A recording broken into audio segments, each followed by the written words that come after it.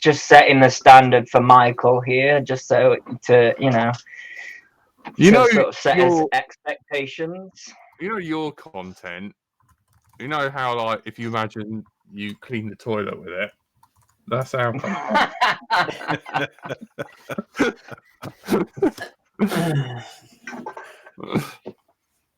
This is the show is the toilet. Sounds back. There you go. Hey. Right, shall we do that little bit again, like we're pretending we didn't know it was live? Tony! Oh, how are you alive? You were drinking with that machine. It eats your clothes and your motorcycle till 3 a.m. Oh, no, it was horrific. Yeah, that was all your fault and all, you basket. Well, I started it. What happened? I don't understand. Please Tony's explain. birthday earlier on in the week. I fed him sambuca, and he refuses to talk to me till today. I didn't refuse. I couldn't talk him 9 times this week, and he refused to talk to me. All day Wednesday, I couldn't talk. I was like dead on a toilet. It was horrible. Right, hello. Let's start the show. Hello, and welcome to another, an actual decent episode, maybe, because we've got someone who knows what they're doing. You're listening to Let's Roll Now. Tonight, you are joined by Andrew / Frank, everyone's favourite curry kitten. Hello. Michael Rowland. Hello. From that YouTube channel called Michael Rowland, where he interviews people. The Michael Rowland Show. Yep, and the comments are disabled. This is where the intro stops and he talks for half an hour. Hello, Andy RC. Hello. You bought a bike, yeah? RC bike. You don't want to elaborate on that? Nope. Who are you sponsored by this week? Wheelspin Models. Pizza is delicious? Yeah. No, he's not biting. He's not biting. He's trying to be well behaved. I'm not doing the whole taking over the show thing. We've got a proper interviewer who's does a good job. So I'm gonna not. I'm doing it now. Right. Yeah. By doing it, you're taking over. We'll look at the stats later and see how many minutes you have. Right, I'm putting myself on mute. No. We're joined by my little Tony, who's somewhat delicate. Are you still delicate? No, I'm all right now. It's taken a while. Bonjour. Did you go to work? Today I did. Yesterday, new. Andrew / Frank, can we hear you? Okay. Do you know sign language? Can you hear Frank? Give them a special code word if you think you fixed it. What? I can't spell that. So hang on, Tony, did you then miss the one flying day of weeks? Yeah, because you were dead from drink. I know, it was sunny all day, no wind. I kept looking out my blinds going, but I could curl back down into bed. It was horrific. So you know how I feel, and it's not my fault. Right. So, Michael, you have been interviewing people in FPV. What have you learned, and why do you do this? Man, what have I learned? I've learned that there's a lot of normal people in FPV, and there's a lot of people that think that it lies. Yeah, right. Why do I do it? Probably a more interesting question. I actually am super curious about why people are doing what they're doing and how they got into it. And as a result, I just started interviewing it. It actually started with Chad Capper. And once it started with Chad, then I was like, hey, this actually is working. My channel blew up all of a sudden. People seem to enjoy it. So I've just kept rolling with it for the most part for the past few months. And it's going pretty well. So you started with Final Glide. That's interesting. No, Chad Capper. Oh, Chad Capper. Yeah. So the story behind that was that I did a reaction video to to Tyler Brennan buying a part of Rotor Riot, and Chad and Tyler and Drew all thought it was on point, and someone mentioned in the comments, "Is this Chad's exit strategy?" And I said, I don't think so. I think he's probably pretty committed to this. And he slid into the conversation. He was like, "Well, you can ask me." And so I responded to him, "Hey, do you want to be interviewed?" And he said, "Sure." And so a few hours later, I wrote down about 10 questions, and I think we interviewed for 2 hours or so. And I put up the videos, and the rest is history.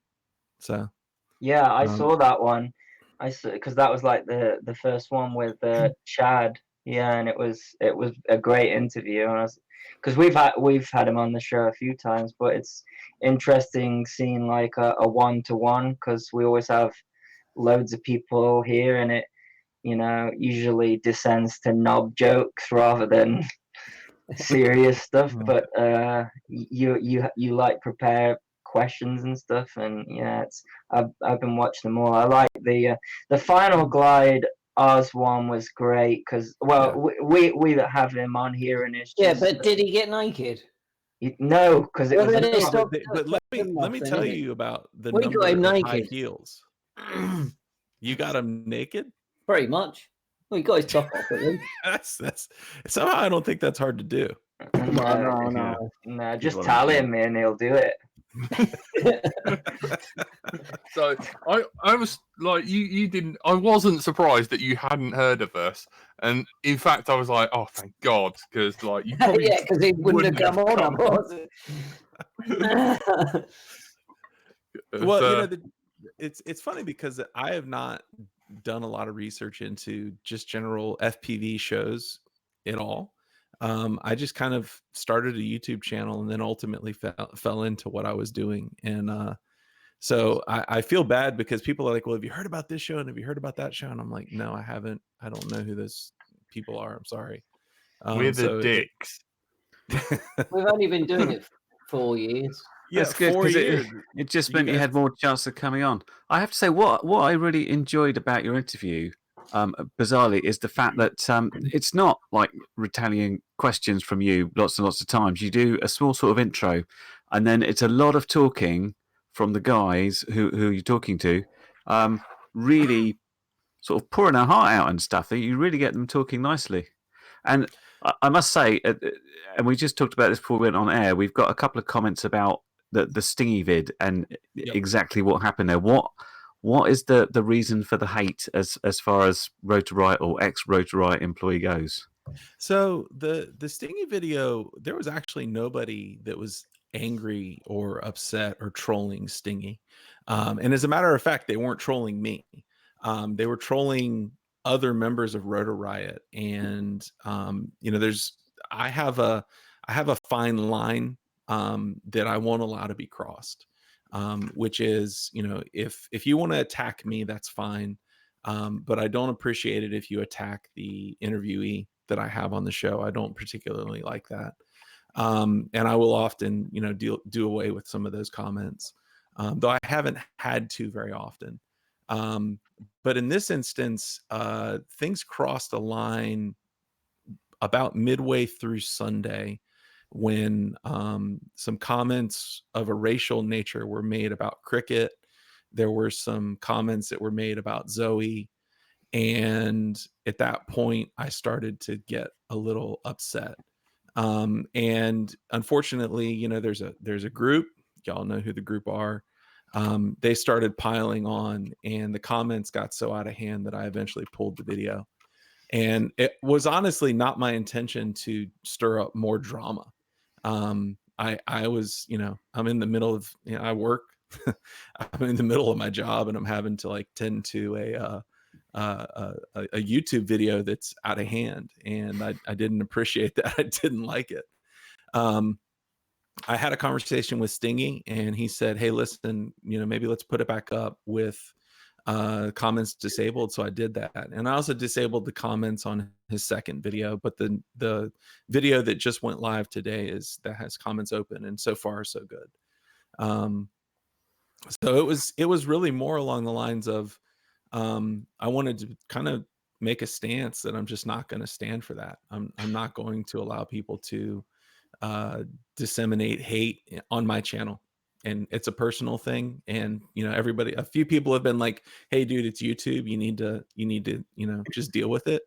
But it's my channel and I can choose what I want to do. So that's what I your did. channel, your rules. How come because I haven't seen the Stingy one yet, actually, but how come he was getting these comments and no one else was on any of the others? Is there some sort of inside thing that went on? Well, go ahead. I think you could watch it and then kind of figure out why. Okay, If not, okay. I'll explain it to you. I'll get the whiteboard out and a pen and then draw a diagram and send you some links. Okay, so you don't want to get it. The safest option. You don't want to get into the show, so it must have been something. Okay, It feels time for a quick disclaimer. We should say that any views expressed by any guests on this show are personal and may not reflect the views of the host or any participant of the show. Thank you, Curry Kim. No, I just don't know what, you know. I'm trying to piece it together, but I'll watch the video, educate It seems, myself. unfortunately, two of the biggest companies or organizations in FPV have this sort of following that's gone beyond fandom onto some sort of religion. And I'm talking about Rotor Riot on one side and sort of TBS on another, not necessarily against each other, but whenever there's a pro or negative post on any of them, then there's this like automatic jump in, like it's a sort of religious persecution that they're all sort of attacking and then attacking back. I don't really understand the tribe mentality where people sort of group up and attack like that for reasons I don't can't understand. We kind of do that when we come on the show. We just group up and attack each other. You hairy fuck. That's each other. that's just Bence, though, isn't it? I don't mean it. That's really stuck with him. That I He took loves my that. chance. I'm getting him a T-shirt printed up later. I've had about 5 phone calls about that with him Crying. just crying, and he's You like, have to masturbate whilst on the phone to he's me. like, I can't believe Daddy called me that. So one question I would love to know, Michael, is I'm going to skip how you got into FPV, but I want to know when you got into FPV and what the timeline is, what was going on in FPV at the time. So I got into Yeah, so I got into FPV at the beginning of probably February, March of 2016. So to me, it appeared at that time that Rotor Riot had just been around forever, but apparently the whole show had just started. The thing that got me into FPV was the Hawaii Balls video by Chad Nowak. I watched that and was immediately hooked. I was like, I want to do that. So right around the beginning of 2016, I actually bought a frame from Nito Frames, the Sexy Little Beast, and spent hours and hours and hours building it out. And then ultimately took it out one night at like 11:30 at night, thinking I didn't know what I was doing. I put my goggles on, put it under a street lamp, and gave it full throttle, and lost it in the dark immediately and cut throttle, and it was the perfect noob mistake, and learned very quickly that these things are fast. Mm-hmm. That was my first flight, and it was terrifying, but it was a lot of fun from then on. So how did you get into FPV then? So I started with I walked into a friend's garage, and he had an old Flame Wheel 450 that was in pieces, and I said, "What's that?" And he said, "It's a drone I never built." And I was interested in drones at the time. I thought maybe I wanted a Mavic or actually, sorry, a Phantom, because Mavics didn't even exist at the time.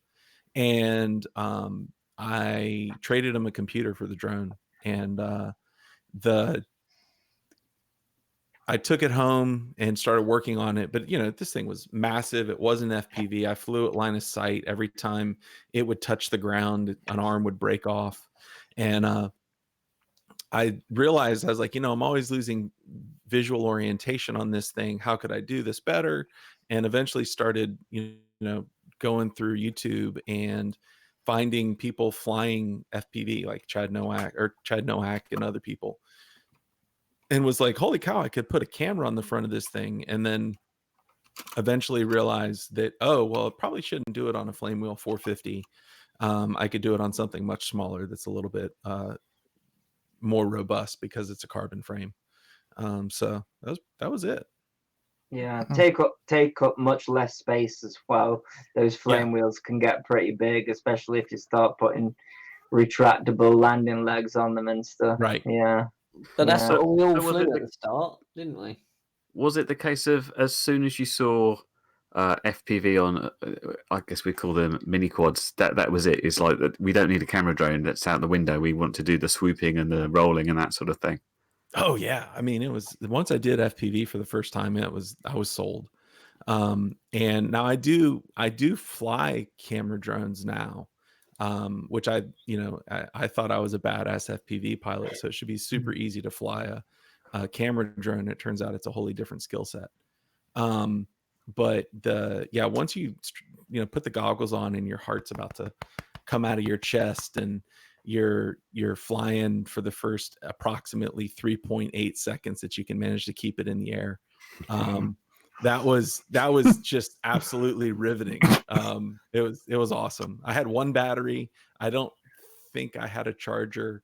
I mean, it was a disaster from the get-go, but it was a lot of fun. I bet everyone can remember the first time they flew acro with like a 5-inch model, because I certainly can. I remember it like vividly, just because of how scared I was, because at that point I'd only ever flown brushed micros. That was my thing, and I never really had the intention to go any bigger. But I just, as my channel started to grow, people were like, "Oh, you've got to get 5-inch," and I finally gave in. And it really gets the adrenaline going. Even now, it's like something new comes out, and I mean, not a lot has changed, but stuff gets quicker. It gets, we're on 6S now, and there's all this new technology, and especially when you've got something pricey in the air as well, Yeah. It's a shame that I find it's really difficult, because I was thinking about this the other day because I was being asked about starting off and stuff. Thinking back about that adrenaline, the shaky legs, the slight disorientation of the first time you have the goggles and you turn your head and you're expecting the view to move and it doesn't. Your brain does a sort of little bit of a somersault. You're like, what's going on? That's really hard to recapture, and I only get it now by sort of just going really stupid and almost crashing into stuff and just like, oh, it almost crashed there. That was cool. Just more danger is needed to try and get more adrenaline.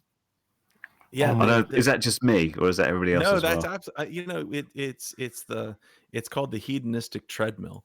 Like you get used to something so much that what used to seem impossible is now just everyday commonplace. And I mean, now I don't get shaky flying. I don't get the adrenaline rush. I mean, I enjoy it. But to get the adrenaline rush, I've got to be doing something like flying way out over water and thinking I'm going to lose my, $300 or $400 worth of equipment here, or doing something that's probably questionable and I shouldn't be doing anyways. For legal reasons, stop talking. For legal reasons. Well, which we won't mention. For me, if I'm at a location that I know very well, then I'll be smooth as anything on the sticks. But you'll perhaps especially if you're traveling really far and you get to a location and you're with a group of people, you probably only get to do like 3 packs, and you're trying to hit these gaps and you end up sort of competing with each other, kind of thing. Not competing, but you want to get some good footage. And I that's where I really get stressed out. I mean, Tony can vouch for that. I was shaking that much at this one place. You could hear my throttle going up and down as my fingers were shaking. Right, Tone? Thank goodness that you can cut the throttle sound, is all I say. Like, did you remember your first pack you ever finished? Because I do. I think that's one of my. What you mean, finished without crashing it, actually landing? Yeah, man. I think we all I remember. don't know that I do. You Actually, that haven't may finished not one be yet. true. Yeah, I haven't finished one yet. There was a pack. I was actually out at my father-in-law's house, and I went down to a soccer field, and I think that was the first time I ever felt like I flew a good pack. And I look back and I was so proud of it. I made a video out of it. It's still up on my YouTube now. And I look back at it now and it's so cringeworthy. I mean, it's like it's like just basically a bunch of flips and rolls that are at 150 feet. And but I thought I was really, breaking ground. I was going to be in DRL at no point by then. But yeah, Aries asks, when was the last time you flew a pack, just with all the interviewing and stuff you've been doing? That's been tough. So not only do I have the interviewing stuff that I've been doing, which is taking most of my evenings, but I've also got a job for a startup. So the last time I flew a whole pack was in Orlando back in, God, it's been August now. And that was out flying with some of the Red Riot guys and my son. And I flew a pack, which was super fun. We went to some school, and then my son, at the time his drone was in not so great shape, so I let him fly mine, and unfortunately, it didn't make it through that flight. And then nobody had a soldering iron, and so I got to fly one pack out in Florida, and that was it. Are you going to be in an episode then? If you went out and met them? Oh no! Are you? Nobody. Go ahead. Are you based in Florida then, or is literally a trip just to meet everyone? Tony done that as well. So actually, it was a trip for my son's birthday, and we were going specifically to go to Universal Studios. I love it there. But I reached out to Capper and said, "Hey, can we just come stop by and say hello?" And us stopping by and saying hello turned into like a 5-hour hangout session with him and Drew. So it was a lot of fun. And I really appreciate the time that they were able to spend, because not only was it like, it was fun for me, but like my son was just, he goes and watches a bunch of Red Riot trick tutorials, pulls up the simulator and flies. And for him to be able to see these guys that he's been watching for forever, was pretty awesome. And he's 12, so it was a pretty epic thing for him. So I've got a playlist on my channel that's like my favorites, and I just had a little look through to get your sort of timeline. So does everyone remember Final Glide, where he was diving down the mountain and flipping backwards, and he lost the GoPro out there? It was called Proximity Redefined. Yeah. So you got into FPV after, Matty Stunts was doing the under the bridge. He'd fly up upside down and go in between the ridges of the bridge, and was doing the Matty flips. So you were after the Matty flip got invented, and you were after FPV light tracks, where they're putting the LED light tracks together. And then, so you're somewhere around Sunken City, the Drone World pre-track. Yep. The dam diving, if everyone remember FPV Life doing that. Yep. Ever chasing, with the trailer. That's where your timeline begins. You could call it the start of the hype, is what I would call it. Yeah. That's probably where it was, yeah. Whereas me and Tony were You guys have been in a lot longer. Yeah, we were like, fire was just discovered when Tony started, and then when we started tying sticks together, that's when I come along in about 2014. It was when HQ drops. You look at them and they snap. Yeah. Speaking of really. snapping, I started flying on doll props, so I never got to my You're all right experience. then. Yeah, that's it. I mean, Right, if we get hold of him, we're tweaking his nipples and letting him know what it was like back then. Oh, that's bad, man. Oh, what was it? What else? Spider FPV goes. Oh, actually, Steve FPV says, "Hello, Michael. How are you?" I'm doing well. Thank you very much for asking, Steve. Ben Hyman says, non-FPV question: if Michael could interview anyone famous, celebrity or sports person, who would it be? Dead or alive, though? I don't know. Oh, Whatever okay. you want. Now, Whatever you want. if let's just assume alive for a moment,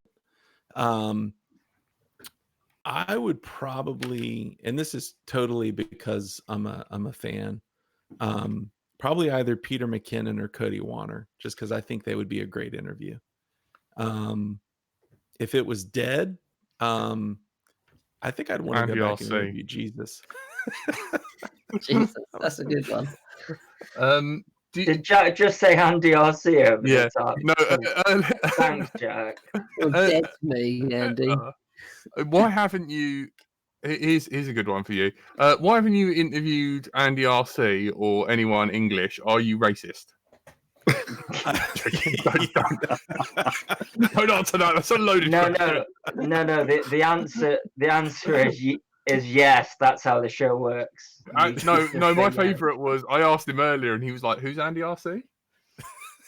James Cheryl's just so that's exactly what Jack said when they said, "Shall we get Andy RC on the show?"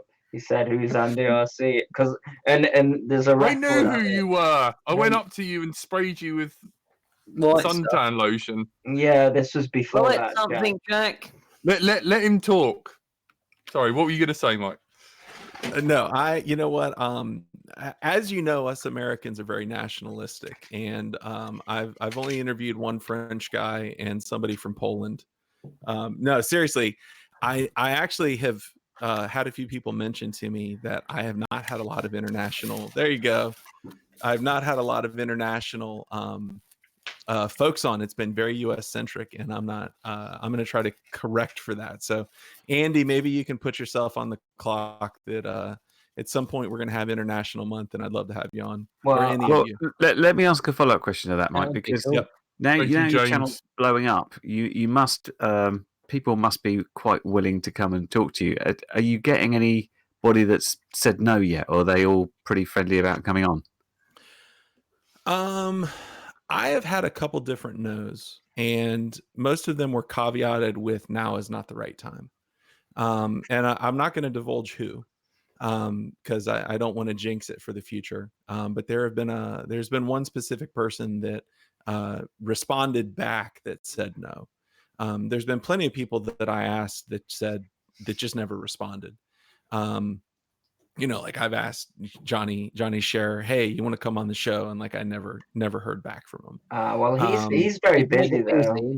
Well, and sometimes when I what I typically do is I go through. I'll put like 4 or 5 people together in a 2-week span and interview them all at one time, and then stretch that out over a month. So, I'll reach out to a bunch of people at one time and just say, "Hey, you want to come on this Tuesday? You want to come on next Wednesday? How do you want to do this?" One person in that whole time period has said, "Not right now. It's not a good time for me." And for the most part, everybody that has responded has in some way, shape, or form come on the show or been willing to come on the show. Oh, that's good. Because we get a lot of non-responses, as well as I'm in bed by then and I don't want to stay up, which is one of the best excuses. Bearing in mind he was in the UK and it's only 8:30 here. Oh, shots fired. I'm mentioning no names. To be fair, there's not many people we haven't had on the show, though. Really, if you get Sharpoo on and you don't ring me, Michael, I consider you not a friend. By the way, I'll just put that out now. I will hunt you down. He is one of the no answers. I've reached out on I've had occasions. 2 emails off him. Like just went no. If they can't get him on Road to Riot, then he's not going to come on here, is he? Let's face it. God. I'm tempted to stalk him and be like, "I'll go away once you come on my show." He's too busy working on Toy Story 5. So, Why don't we just You get said Frank fi- onto him? He can Oh. stalk him down and do his internet But the stuff. question is, if you get Charpu, do you have to end the show? Yeah, I think so. You can't. Oh, can you beat that? Can you top that? What do you do after that? It's like, who's gonna want to come on after Charpu? I feel sorry for you because you probably won't be able to get. Do you know, like someone I do wish you could do? I done a solo interview with Boris B, and I feel like I felt like I totally messed that up because I added some of the after chat in it because it was really funny, and it was you sort of got to see a side of Boris that you never did. I don't know whether it kind of like. But I ran it by him first to be like, "Yo, you all right with this?" And he said, "Yeah." He said it was fine, and then he just got deep into the code, and no one's really heard of him since. It was him who made me fly. I was drunk one night, believe it or not, and yes, I was. I watched him flying over some trees, and I was like, "I'm doing that. Got to do that." That's who got me flying. Can I just ask? Do you have sort of a past of interviewing people, or did it just sort of happen because you're very natural at it and prepare very well? It's almost like you have a past of doing it, or was it just something that came natural and it Yeah, so I had along with the guy who's now my CEO, interestingly enough, I had a podcast called Tech Moonshine, and we went for about 25, 26 episodes. There was a lost episode in there, unfortunately. It was just general tech. It was a podcast. It wasn't video. But I learned the interview skill from that. And then I've also, because of where I've worked, been through a lot of interview training, which is most of it's crap, but I've pulled a few things from it. But I mean, a lot of it is just ask people a good question and let them talk. And when they talk, they just keep talking, and it normally works out pretty well. So everyone's favorite subject is themselves. Yeah, absolutely.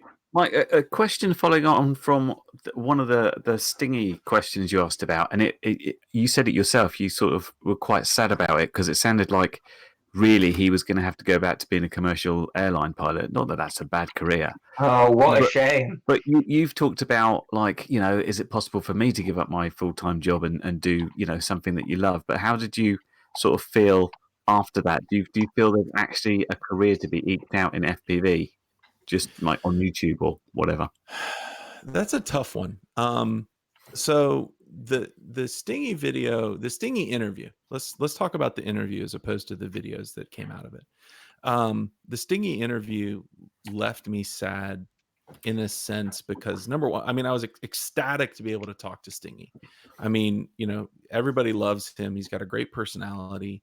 He's one of the original OGs from Atlanta. I mean, he's super well known and he's just super personable. And then to all of a sudden hear that, yeah, this FPV thing isn't really working out. I'm probably going to go back to my old job. It's a selfish sadness, right? Where like all of a sudden I'm like, man, maybe I'm not going to see a lot of Stingy videos in the future, or maybe he's not going to be around as much, or he's not going to be there to innovate. And then there's also the sadness of, if this guy can't make it, can other people make it? And certainly people are making it, but the profession of FPV is changing and moving away from kind of the guerrilla skateboarder style FPV that I think we're all used to. And we actually covered in the last episode that we're on now, where it ultimately devolves into access. If you have access to a great location or to somebody that's making a movie, then you can make it in FPV. But it's not about the building dives anymore. It's not about the heyday where all of a sudden somebody's, I mean, Tommy's Duga dive, for instance, right? Like there was access there in terms of being able to get to Chernobyl, but there's only one Duga dive. And that was awesome. and all that stuff has kind of been done. So where does the hobbyist FPV go now? And so hearing Stingy say, yeah, you know, I'm going to go back to being an airline pilot, or that he might, and I don't know that he's made this decision yet. Was, for me, it was just one of those, okay, maybe this is a hobby and it's going to stay a hobby for a lot of people. But I know, you know, the first 2 years that I flew, I wanted it to be my job, right? Like I'm a software engineer. I make great money, but man, if I could make like half the money and just fly FPV all the time, that would be great. And you know, hearing from Stingy that that's not in the cards for him, maybe. It was just a sobering moment for me.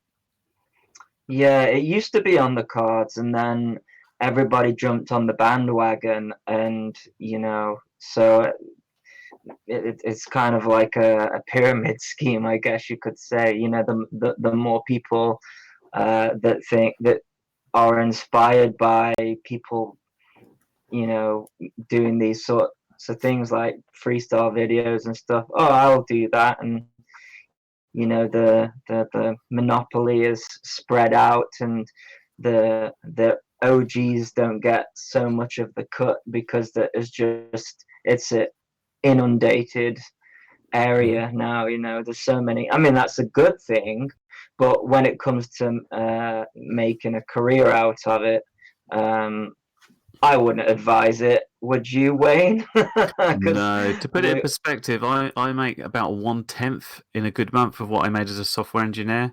But on the flip side, I mean, I feel the positive thing out of that might be that when you're making videos purely for the love of just doing it, rather than thinking I've got to put videos out because I've got to put food on the table, you might get better results off there. Of course, you might not get as many videos or as many innovations or product development, but at least, you know, it'd be done for love. This this was a problem that I came across quite a lot, because when I started YouTube, monetization wasn't a thing. Affiliate links wasn't a thing. I was doing it because I didn't have enough space on my hard drive to put my flight videos on there. That was literally, you know, the reason. YouTube cloud storage. Yeah, that's what it was. Yeah, and it progressed from there. But now I get like emails saying, how do I get sent free stuff? And I'm like, that's not how it works. If you're going into it with the intention of I want to make this my job, that it's never going to work, because I think for me it was kind of like a stopgap, and still is, and I think it will eventually like come to an end. You know, because it'll just get more flooded. I think there'll just be more people doing it and stuff. But I'll still make videos, you know. But it's the people who will, you know, who say, "Oh, I'm gonna have to stop making videos if I haven't got X amount of patrons." No, I'll still do it. I mean, I probably couldn't dedicate as much time to it because you've got a full-time job. But you do it for the love of it. Do it for the love of it, not because, you know, you want you want a way out of your day job, you know, because it's really difficult to, even with the hundreds of thousands of subscribers, you know, unless you've got product. That's the key. If you look at the people who are successful, they have product or have their name on a product, and they're getting quite a bit of kickback from that. Yeah. Mike, what was the deal with the hype trains for you? Are you talking Speaking of product? Yeah, I quit the hype trains. What, the blaster? So I had the no, not the hype train. So first off, I've got them back on. I'm giving them. Can y'all see that? Yeah. I like the fact that GoPro mount has definitely been in the mud. That's why I know it's must stop. Well, you know what? That's You get nosed in. a GoPro mount printed in white. It's not going to look pretty after one flight. It's just. No. I was like, man, I'm going to have a quad. Talk us through your rig. Red and black. Talk us All through your right, rig. so I'll talk you through this one. So this is the MB Primos 2207 2550s. I've got whatever camera I had at the time on the front of it. I have the X Racer F303 board up there, and the Red Rotor OSD, which is my favorite OSD, and that's old school. I don't know if anybody even remembers that stuff anymore. I fly really old equipment because I just don't have time to build, and so I typically tend to just repair, replace with like. I've got I don't know. I don't even know what this VTX is, and then this is the what's the really small Tyrannus module for quads, and then my ESCs. That's an RXSR from what I can see. Yeah, it's got the plug on it. And then my ESCs I think are Speedix 30 amps, and that's it. It's not complex. It's not. There's not a lot to it. I still fly the Session 5, and yeah, this one's really fun to fly with the S3 props, because the high kV along with the low pitch prop means that everything responds really well. The original Rotor Riot hype train motors were probably my favorite motors of all time. But I had the V1, which had the bell issue, where if you just looked at it funny, the bell would break. Apparently that has been fixed. I put my money back into it. I did not get a set for free. Went ahead and bought a new set, and I actually took that quad out to remaiden it the other day, but forgot that the motor direction from the Silk, the original, where are they? From these bad boys is the polarity is reversed on these versus the hype trains. So I didn't actually get it in the air, and I just haven't had a chance to actually reverse the ESC direction on it yet. So, were they steels? Yeah, those were steels. Yeah, V1s as well. They got bottoms on. Yeah, these are V1s. Oh man, with a chewy shaft and horrible sounding bearings. Yep. Oh man, that's good on you, Mr. 2016. I'm still flying that equipment, man. Oh man, Tony, you remember when that stuff was dug out of the ground as minerals? Did we still talk about doing that challenge? Get the old quads down. If you've got I've still got my one from like 2013, let alone 2016. Oh wow, which will fly the Gemfan 5030s. Woo! I've got an original tricopter V1. You know the V1. Oh, obviously I've got the tricopter. Nobody can fly that thing anymore. It's like trying to fly a brick. And we redone Frank's rat's nest, where we got the what were they called? The BL Heli ESCs, but they're not BL Heli, made by Emax. They're 12 amp, and like you're attaching them to the programming points and like actually flashing BL Heli on there. I had to do that on my ones. They don't have damper lights. There's no braking on them. It was attached to what the hell was that frame called?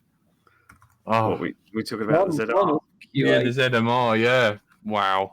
Oh god, yeah, ZMR. Yeah, V1 ZMR 12 amp ESCs. I mean, there's people in the hobby that don't know what a Simon K ESC is. I think Michael might have just dodged that. No, I actually had Simon K ESCs on the flame wheel. Oh, good. Oh man, they were dark days. Spider FPV asks, does he know West Pride FPV? I do not know. And I don't know. I don't know what that is. It's like a break, Gary said. You got to like something. Like something. Oh no. And Ben Sweeney goes, how did you reach out to the Rotor Riot guys in order to get the whole current set of pilots. Richard Warwick asks, "Who is Simon K?" Yeah, you know what? The Rotor Riot guys. I had a couple just brief chats with Chad Capper, and one or two chats with Drew back when Drew was flying for MQC, and so I had the contacts. It wasn't like I talked to them on a regular basis or even knew them. And then once Chad came on my YouTube show, it just kind of took off from there. And then once Chad came on, then I had Drew, then I had Tyler, and I've gone through quite a few others at this point. So, does anyone want to talk about their penis? I was going to say, I feel it's been way too serious. People are complaining that nobody's talked about knobs.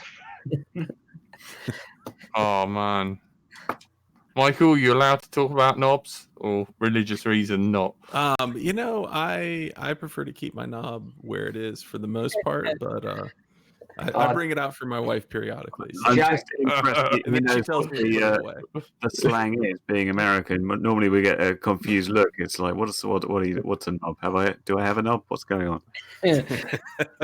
Have you got, or can you reveal if you've got any guests of note coming up soon that you want to talk about?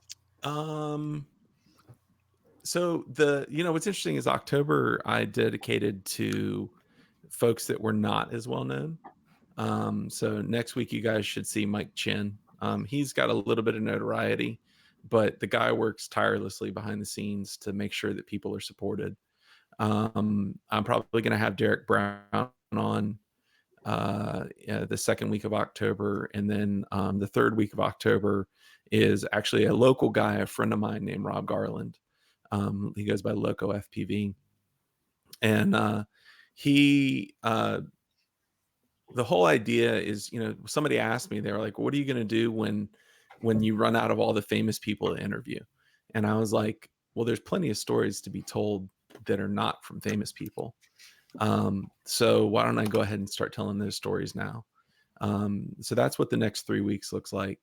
After that, I don't know. We'll see. I typically Andy RC should definitely be up there. I'm not that interesting, I don't think. There's a guy called Painless 360. He will talk forever though. If you get, just ask him one question. You want a night off? Forever. Look, he's smiling. I'm just not. I'm trying.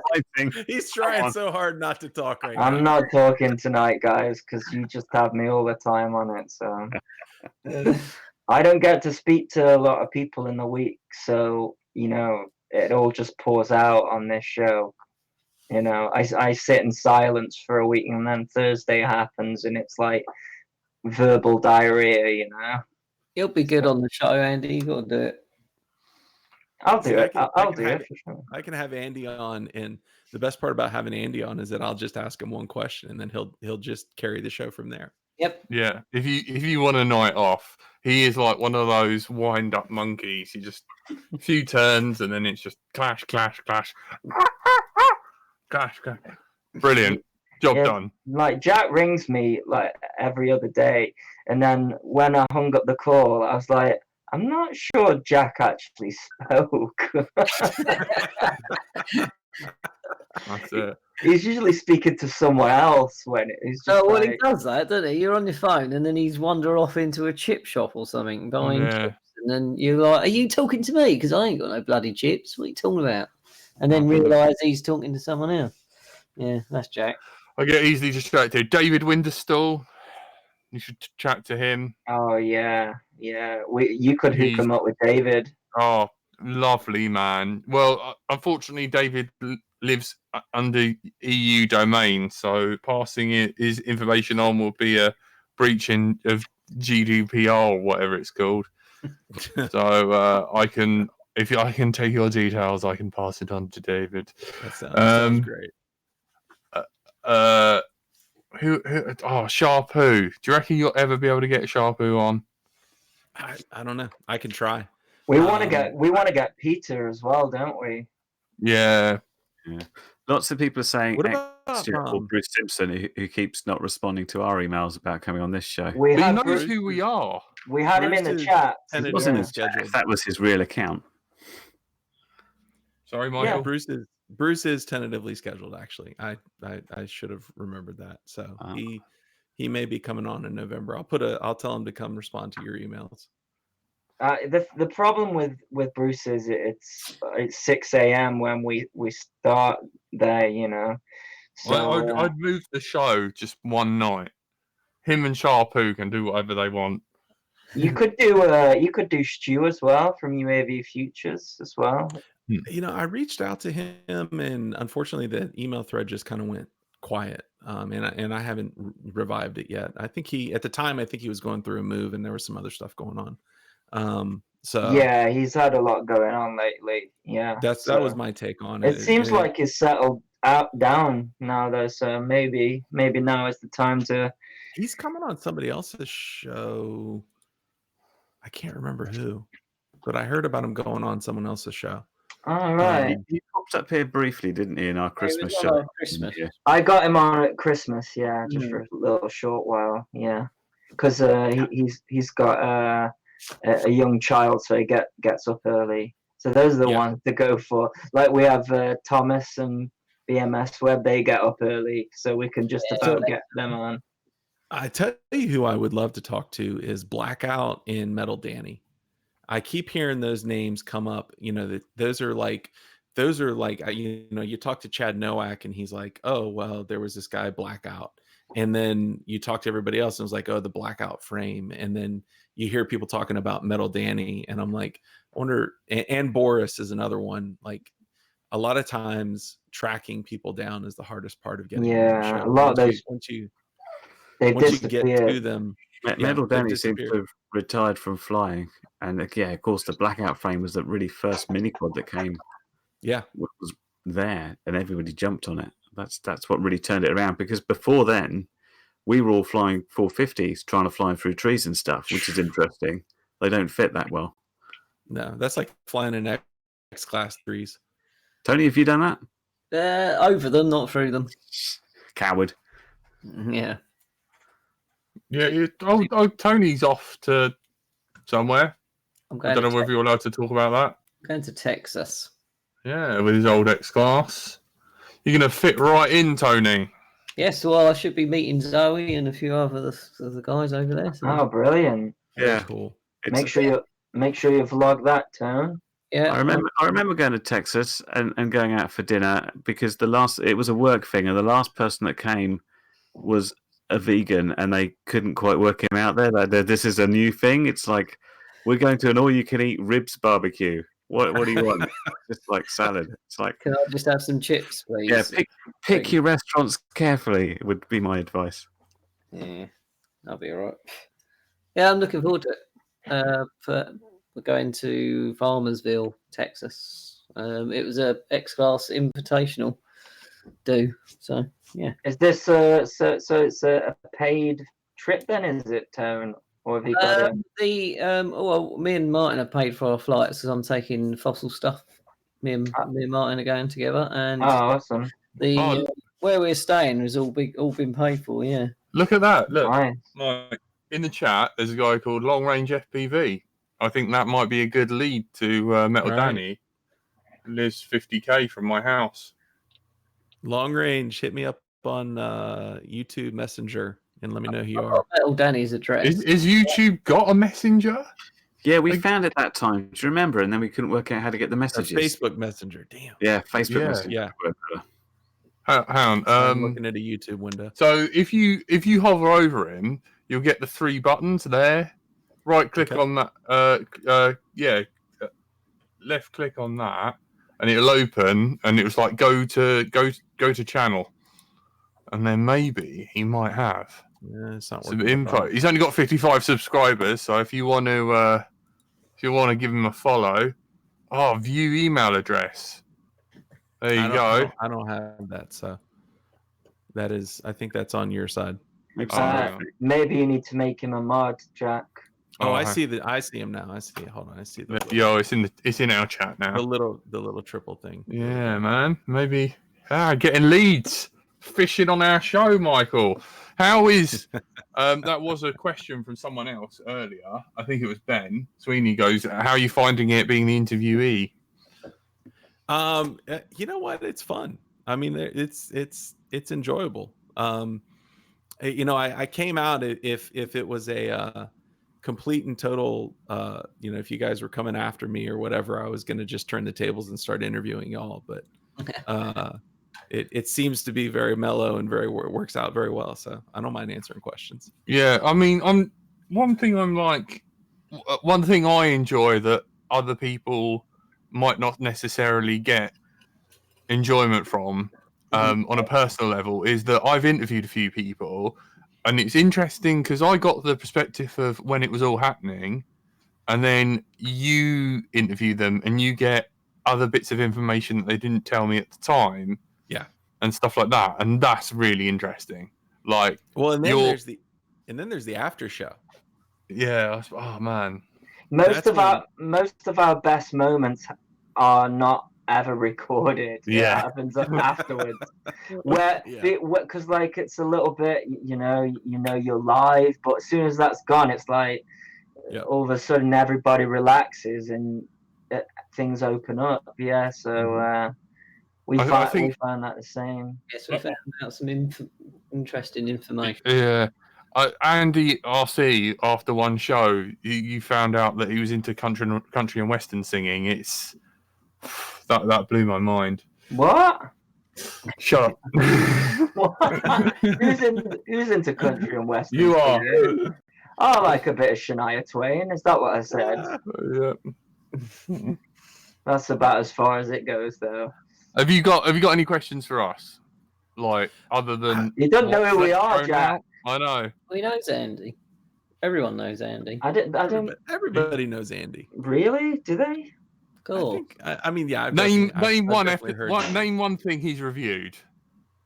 I can't answer that. Though I have, you know what? I can say this. I have seen Andy RC over in different Facebook groups, people mentioning you or saying things about you. So yeah, the name definitely comes through. You have some amount of notoriety that reaches across over here. Well, I'm sure you're probably the one thing that keeps me going is we had Johnny FPV on the show, and he said I got him into FPV, so that's all I need. That's all I need. And I was like watching a video, and he was sat next to Alex Albon, because I'm a big F1 fan, and he was. I think the video is called FPV drone against Formula One car, and I was like, man, that's Johnny. You know, I was like. I think he may have. I think he may have gotten into it anyways, you know. But you know, It was nice to know that he was watching my little Hubson videos that I was making years ago. You know, planted the seed there. He was crying and said, "My baby." I do have a question for y'all. A question for y'all. You guys have been going for 4 years. How haven't I killed Tony? How I mean, you know, like I know the amount of effort that goes into just one of my weeks, right? One show. How have you guys managed to keep it up for 4 years? Because there's definitely a lot of energy that goes into something like this. This is where you have us wrong, because we have no plans whatsoever. we don't prepare anything. No, that's a lie, Frank. It's true. Michael's doing this show at its best. There's been actual questions. There's been thought. Normally, it's just us lot just hanging out, because we all live in different parts of the country and we don't get to hang out together. So most of the time, we do just talk about random subjects with the occasional drone bit thrown in if there's a nice guest. Yeah. I'm here for the people who tune in every Thursday. Yeah, not me, not my friendship, not that. I handed this guy a present, and he goes, "No, that's a sheep dildo," in front of these women that I've never met before. And I was like, "It's not a sheep dildo." And then this woman was like, you wrapped that. Where's the tape? And I'm like, you don't even know me. Like, that was the first thing she Sorry, said. I'm already confused here. Is this a dildo in the shape of a sheep or a dildo designed to be used by a sheep? I'm Tony. confused. So Mike, just so this is what it's like every week. Yeah, No, that last 30 seconds goes That on was to it. an hour. That was it.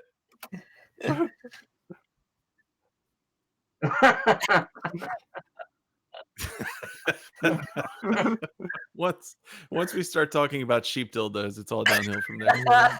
No, but we haven't answered his question, and that is Frank, answer the question. Andy, stop talking. Yeah, but Frank, no one can hear Frank, can they? Oh, what? You answered the question, Jack. You started it. Oh God, Andrew/Frank's organisation is a collection of meeting up your friends. I wanted to record FPV and our journey through it, and I think that a lot of people have come and gone, and I'm glad I've done that. We've done that, and yeah, it's an online pub where you meet all your mates once a week, and it's a way for me to be like, show off my friends. My friends are awesome. They keep me going. And it holds me accountable if I do ever murder Tony. We are lucky enough as well that even though like England's quite a small, well, the UK is quite a small place. I mean, it feels big to us, like it's a 4-hour journey for me to get to Jack, which in America you're probably like 4 hours. What? Like, but that's still in my state. Yeah, exactly. But if my car makes it to 4 hours, I have to give it a little clap when it gets there because it's applause, isn't it? Yeah, it's very, it's on its last legs, bless it. So should we call it there before Frank kills us? Right. Thank you so much for coming on the show, Mike. It means a lot. This was great. Hopefully we learned something tonight, lads, about interviewing people. I was on my best behaviour. I only asked him about his life. If we learn things, we have to give Joshua Bardwell a cut. Yeah, you're not allowed to say that word anymore, Jack. What? So if we learn something today, we have to give Joshua Bardwell a cut of the money. Yeah, well, he get a haircut again, Jack. You hairy fuck. There you go. That's another swear word. Thank you. You've been listening to Let's Drone Out. Thank you, everyone, for tuning in. Thank you to all our patrons who keep this show afloat and stop Andrew/Frank from killing me. Tonight, you've been joined by Andrew/Frank, who you can't hear. Hello. I'll turn you all into biscuits. That's what he said. Daddy. Goodbye. Michael. Thank you for having me. Andy RC. Good night, everyone. And he really did enjoy his present. Tell him what I gave you. You gave me a second-hand wrapped-up bicycling pump. Yeah. Revenge. And beer. And 2 beers. Yeah. And a handmade card. Oh, the card was the best. And it came with a voucher. Was it? Is that a cut-out voucher that I can use? Yeah, it's a legal binding document. It was witnessed and signed and everything. What was it voucher for? Like a free Find out next week. Thank you. Good night. Free suck job, I bet. No. Better than that. Better than that. We might do a bonus podcast. Are we stopped? Yeah, have we stopped, Frank? Frank, do you want to fix your audio? Oh, we could hear him.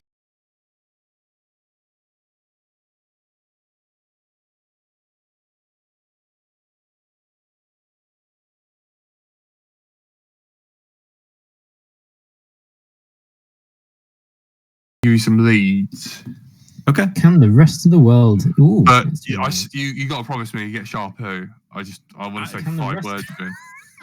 I'll try, man. I'll try. Fucking But if I Sharpie. get Charpu, I have to end the show. Like that's it. Okay, yeah. How It's how not- are you contacting Sharpoo?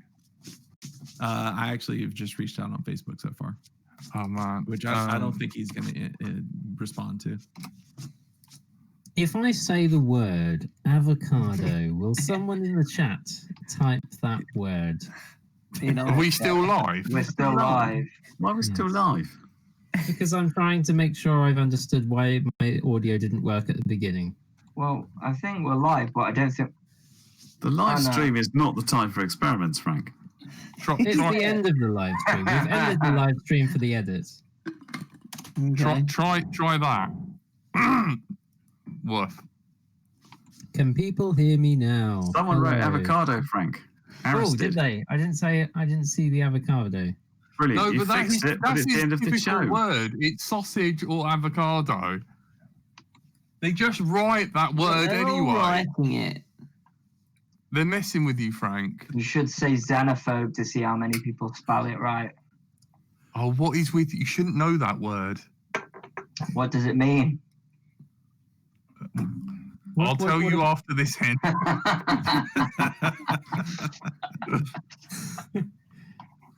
Okay, new code word Flymo. As What, we're as in- still live, I'll have to say a belated thank you to Gary/Jerry, who actually donated £1 to me while I was doing my live stream, but because I was using different software, it didn't show up because I wasn't watching the live chat on Don't YouTube. do it on your own channel. You No, I'm little- going to do it here. I gave an LDO plug, so I'm going to do Oh, it. mate, you killed it. I was just like, what was the point of LDO? I might as well just shit on my laptop and shut it. I was like fully engaged. I was answering questions. I felt like zero FPV. It was amazing. Right, You- okay, You should be in charge for a bit. Bye, everyone. Thank you for being patient with my testing. I now know what's going on. Do you want to hang around and do a bonus podcast, Mike, or you got to go back?